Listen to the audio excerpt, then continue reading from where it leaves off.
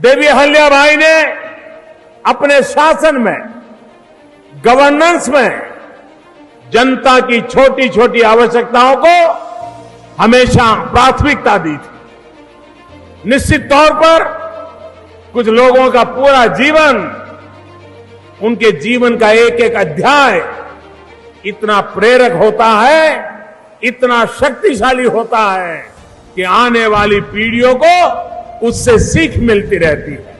पुण्यश्लोक अहिल्यादेवी होळकर यांचं जीवन म्हणजे भारतीय संस्कृती, मूल्य आणि लोकसेवेची मूर्तिमंत अभिव्यक्ती। त्यांचं जीवन कार्य कालातीत आहे, जे प्रत्येक युगात समाजाला दिशा देतं। त्यांच्या कार्यातून सुशासन आणि पारदर्शकतेचे आदर्श तयार झालेत। न्यायदानाचे नवीन पायंडे पडलेत। त्यांनी ज्या दूरदृष्टीने व्यापारी बाजारपेठा बसवल्या, हातमागावर काम करणारे कुशल परिवार देशभरातून आणून मोठा वस्त्रोद्योग उभा केला, त्यातच आजच्या आत्मनिर्भर भारताची बीज दिसतात। त्यांनी ज्या नीतिमत्तेने सत्ता सांभाळली, ती आजही प्रत्येक नेत्यासाठी मार्गदर्शक ठरते। अहिल्यादेवी होळकर या केवळ एक राणी नाही, तर एक उत्तम सून, सुविद्य पत्नी, दयाळू आई आणि एका आदर्श भारतीय स्त्रीचं प्रतीक आहेत।